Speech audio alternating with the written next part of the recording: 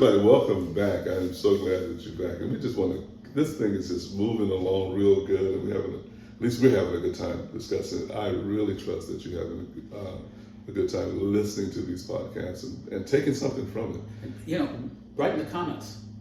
Talk to us. Let us know what Yes. you're thinking. If you have questions, we'll try to come back in the next podcast or two and say, hey, we had this comment a couple of weeks ago, and come back. So engage, please. We don't want to just have a conversation, have you looking in, but we want you to participate. Exactly.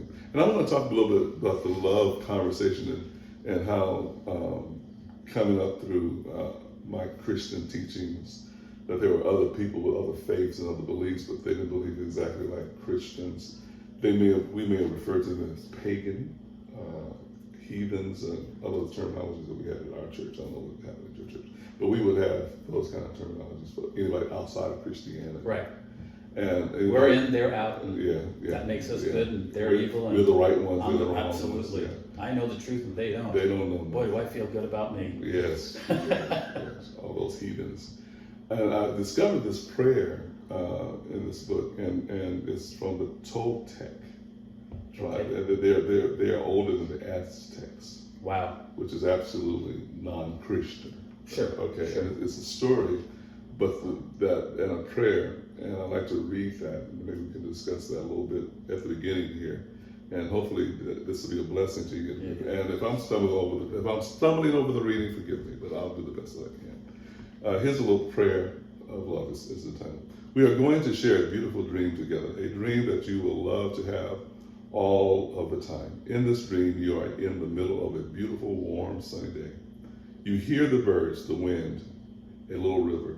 You walk toward the river. At the edge of the river is an old man in meditation, and you see that out of his head comes a beautiful light of different colors. You try not to bother him, but he notices your presence and opens his eyes.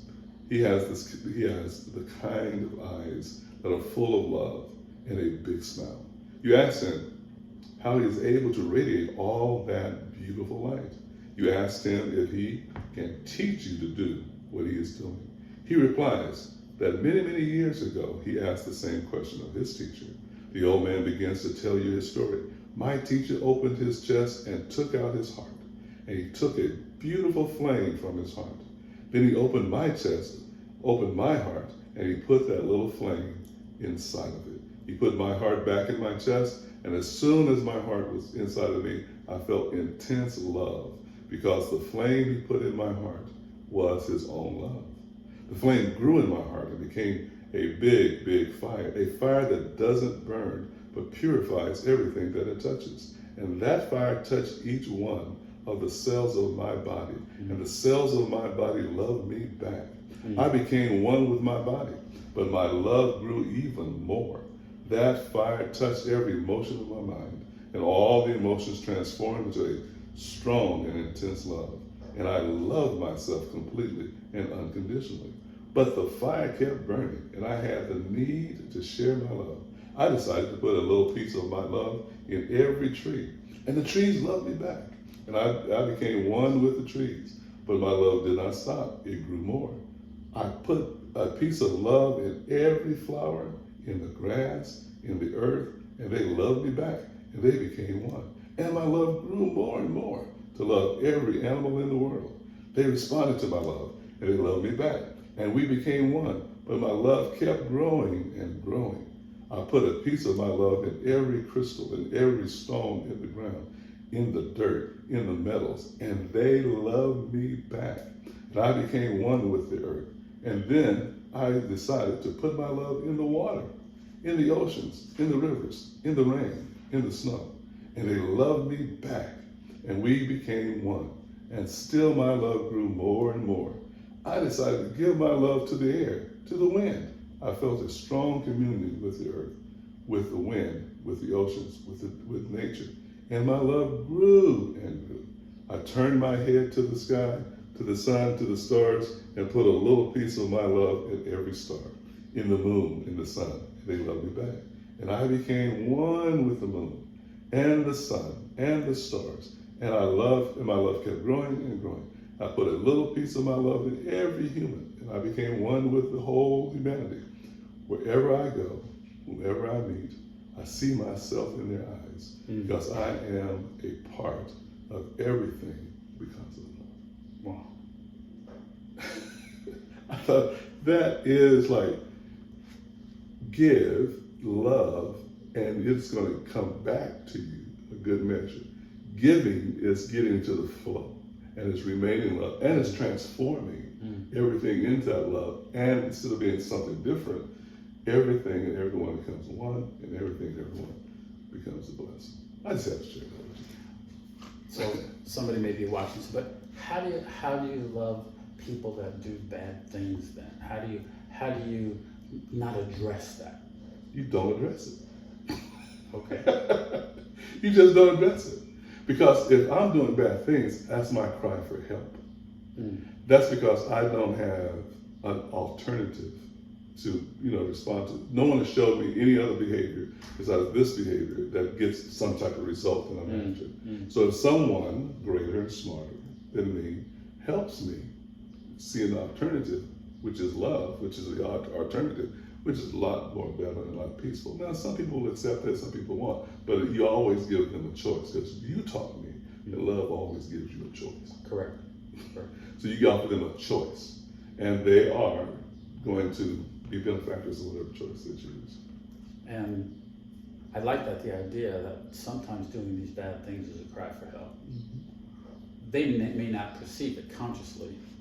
They're doing whatever they think is going to be gratifying to themselves in one frame of mind. Going back again, a couple episodes now, talking about the woman that was married to the alcoholic and the dynamic of that relationship. Well, they both were a cry for help. The challenge is sometimes we don't realize what we think we're asking God for in help-wise is not really the help that He's going to offer us. What I mean by that is we come to God saying, okay, Lord, deliver my husband from alcoholism. And God turns around and says, I actually want to deliver you from this pain process that you're in, and I want to bring to you a love that will transform you first. Because when you have this love for creation, it's a genuine godly love, you have a respect for yourself. Brene Brown, in a conversation she had with Russell Brand, said something very interesting. I don't know if you've seen that. She said something very powerful. She said, in speaking with very accomplished spiritual leaders, she found something very powerful as they were able to contribute their love, their ministry, whatever it may be, to people. Said they had strong boundaries. There's something to that. There's something to that. We may think Jesus turning his cheek is actually letting somebody cross a boundary. It wasn't about them crossing a boundary. Jesus, by turning his cheek, was not crossing his boundary. He was staying within the boundaries of love and compassion. Wow. Jesus hanging on the cross could have, he said, called these thousands and thousands of angels, but didn't. Why? Because he didn't cross the boundary of showing us what a Son of Man really acts like. A Son of God, Son of Man. Remember, man, that Son of Man, that origin man, we're not talking about the man that lies, we're talking about the true creation, image, and likeness of God, like the Adam originally was. Christ, the second Adam, or last Adam, 1 Corinthians 15, is he didn't cross those boundaries. So many times the ego creates boundaries to protect itself from outside, but we create boundaries so we can be who we truly are to everyone else regarding ourselves. And I think we need to learn that. Talk about identity stuff. What about these boundaries? What about this man in this wonderful poem or prayer? No, poetry prayer, where there's a lot of poetry there. Taking out the heart, putting the flame into this other person's heart, and then he began to share. And I couldn't help but think, even though this prayer was written before the Aztecs. Okay? How biblical this was. And how he's loving the tree, loving the flowers. And they say, oh, well, see, that's that pantheism stuff. Hold it a minute. Romans 8 says that creation is groaning for the manifestation of the Son of God. That's right. Well, to be a manifestation of the Son of God, if God is love, then I have to manifest love. And yes, creation, the flowers, the trees, the sun, the moon, the stars, everything, the ground you're walking on is groaning for your identity to be revealed as a son of God, which is a true anthropos, ha'adam, son of man. Does that make sense? If God is love, then your seed has to be love. Absolutely. To everything. Everything. And that's what they're groaning for, that one inclusion into the love of God. That man is the custodian of. Yes. Well, weren't we the custodians of the garden to begin with? That's right. You know? And it's interesting because when we think of getting thrown out of the garden, God says to him, basically, John Master paraphrase, if you continue living in an egoic way, only thorns and thistles are going to be yielded to you. But if that changes, and I go and I live from my origin, then creation rejoices. There's a big difference. And what I like about the story is he's sowing, he's giving. Yes. And I connect that to the healing at the Gate Beautiful. You know, when they said, look upon us, right, such as I have. Give out thee. We got love to give. Why aren't we giving it? We're stingy. That goes back to my comment to my friend. Why are you so stingy? Why aren't you giving? Why is it all about you? When it's them that's evoking it. Give. Now, I know there's a lot of questions going on. I know that when we make these statements that you got other questions that you want to ask us, type them in the comments, ask the questions. Yes. So that we can answer those questions. We can't cover everything by ourselves, but if you contribute by asking the question, we can at least read the comments. If not on this podcast, ask them at a later date. But ask those questions. We want you to get engaged. Give us your thoughts about these comments. Yeah, we could do entire sessions just on responding to these. And it doesn't mean we have all the answers for everything, but we will definitely do our best to produce what we can. The thought I had while you were talking about, just before you're addressing folks to do the comments, and this man's constant giving of love, well, I think we don't, again, let's look at Jesus's teaching. Two teachings out of the Gospel of John. I think one's in chapter 4, and the other one's in chapter 8. He tells the woman at the well that this well springs up of everlasting life. Okay? Then in John 8, I believe, it's out of your belly shall flow rivers of living water. Okay? So there's two very similar parallels. I'm not going to get into details of the differences of wells and flows of waters out of bellies and all that stuff. What I just want to say is it was eternal. Right? You will drink of this water, which that springs up out of this well, which is everlasting life. Now here's the point. It's not just life, it's everlasting. What do I mean by that? You won't run out of this love. You can't give this love and run out. I don't know if you, I totally have a different point of view now than I used to. I remember, as a matter of fact, I remember when, I guess it's because of the church they came from where they were trained a certain way. I was preaching one Sunday. I got done, and this woman, well-meaning woman, wound up being great in our church, or just wonderful. But she said this to me: "Can we pray for you? Because we know you just put out, and you put out, and now we want to fill you back up because you just gave out so much. You're probably exhausted now." And I thought, and when she said that to me, I thought, well, that's kind of her, so I'll just let her pray. I didn't feel drained. Now I'm realizing, what were we telling people that we would drink? What? That I was empty? If you're talking about you may be physically tired, that could be one thing. Yeah. And in one respect, to me, sometimes I'm like wired after a church service. And that's after I went to bed at 5 o'clock in the morning because I was up preparing all night long, got 2 hours of sleep, got up, changed, etc., got into the pulpit, did what I was supposed to do, whether it's including prayer, whatever it may be. did all that, and then I'm wired for 2 or 3 hours, then finally get home, and then, you're like, I'm out. But I never felt depleted, spiritually speaking. I had to learn a belief system that says I was depleted after I ministered. How can an eternal well that springs up be depleted? But Jesus said that at the well, didn't he say that? I've had water to drink, that you know that. Yeah, exactly. Yeah. I have water to drink. I have water. I think it's I have water to drink that you know not of. The water that you give me, well, I'll thirst again, but the water I'll give, you'll never thirst again. Yeah. So, yeah. I mean, how many times we think then, well, gee whiz, I didn't pray this morning. I'm not talking about not having good spiritual disciplines, okay, whatever functionally works for you. But we get wrapped up into the works thing where I didn't pray this morning. Oh my gosh. Well, that's why I was spiritually depleted all day and things went sideways.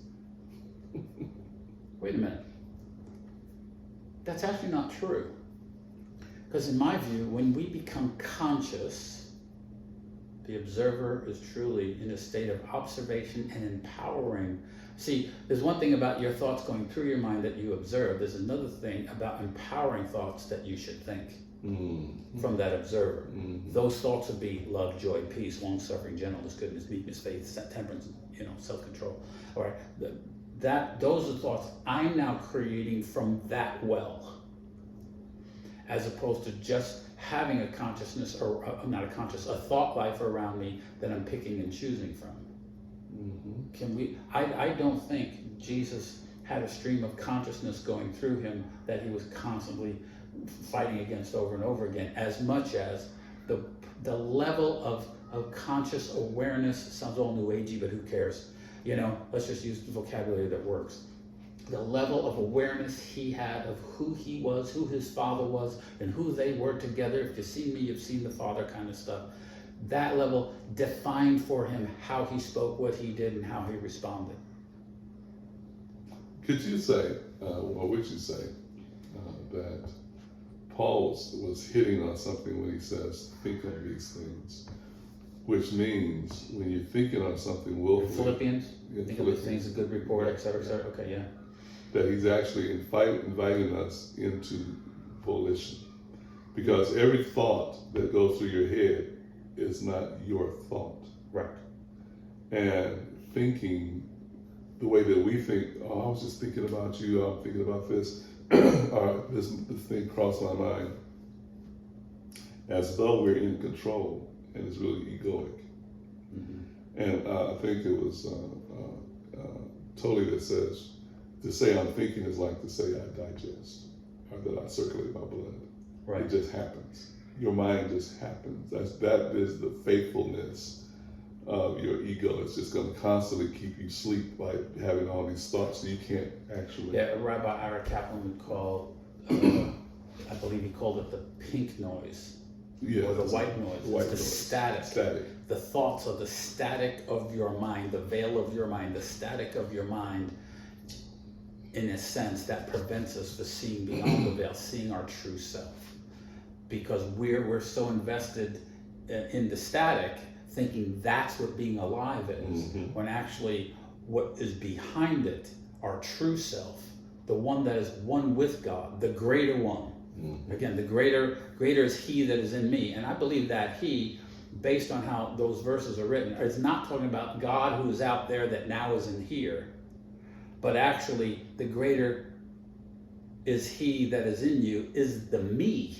You could have said, greater is me, which is he that's in me, is greater than he that's in the world, which is the knowledge of good and evil, serpentine, egoistic, whatever phrases you want to use, fleshly system. Now, wouldn't you say, or would you say, that when I'm having the volition of thinking of those things that are noble, thinking of those things that are good, I'm also entering that creative state? Absolutely. Not just an idle thought. Absolutely. But I'm actually creating the power and imagination. You want to talk about a good offering scripture or offering way of thinking. We talk about the tithe, and we say, okay, that's 10%. So I'm gonna, somebody gave me $100, and now I'm gonna put $10 in the bank and or $10 in the offering plate. Now I fulfilled my tithe obligation. What's interesting is that there's a wonderful book called The Jewish Phenomenon, and it's a business book. And he talks about something that's interesting. He says Jews don't believe in tithing, like many think we do. What? Are you crazy? The Jews believe in getting the job done, which many times will cost you financially way more than tithing. But you see what has happened in that, which is interesting. Tithe means 10. Now think of the number 10 in the Bible. 10 commandments, right? We have that. 10 plagues. The number 10 means a lot.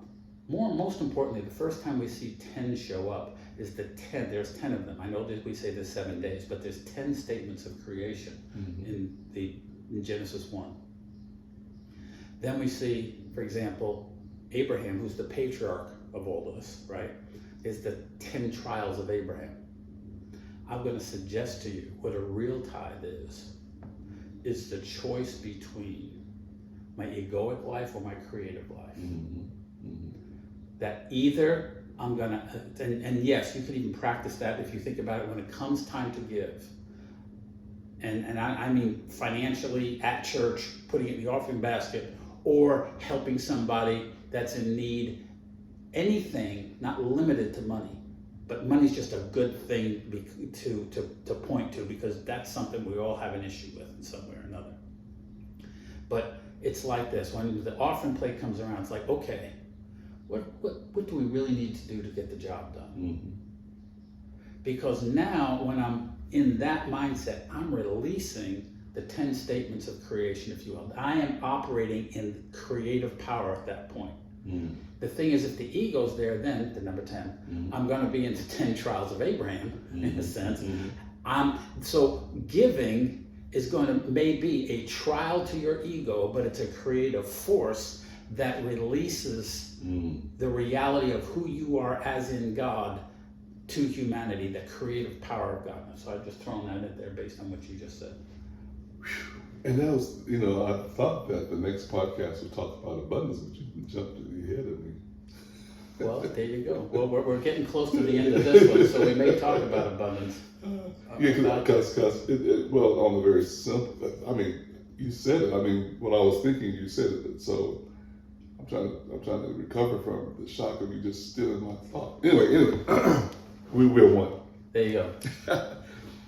In this abundant thinking is to become aware, conscious. You're surrounded with it. To think I don't have is the opposite of I have everything. I picked up a terminology through reading, referring to, we refer to God as universe, the universe, and other things we refer to God. Right. I picked up referring to our Heavenly Father as all that is. I like that term, Okay. All that is. He's all that is. How can you get away from all that is? Right. And we're part of Him, which means we're a part of all that is. And if I'm a part of all that is, I come from abundance. So to say I don't have something is to deny myself. Right. The dream, the power to create. A long time ago, I said in one of my sermons, I said, God would, all the promises of God are yes and amen. So it says. And if what He's saying yes to is not in existence, He would create it. And that was my stick, and that's talked on that for years. So I've grown to believe that He empowered us through our imagination to create what we think is ours, or what we know is ours, that may not be in time, or in the place that we are at the time that we're calling it forth, or whatever terminology you use. So but I come from abundance. I come from not lack. I don't believe in God says wait. And I've taught this so long that one of my friends referred to me when he went to Dubai. Okay. He says, I was in Dubai and I said to myself, well, will do. So I did a will thing in Dubai. I went and got me this fabulous 3-bedroom apartment. I did, you know, and he related all that living high and the best car as a will thing. What will do if he's in the same spot? So I thought, isn't that an interesting impression that I did to a friend that he thought, what would Will do? He would go out there and get a 3-bedroom apartment and invite other people into all this luxury, get the best car. You know, that's what Will would do if he was here, which is absolutely the truth.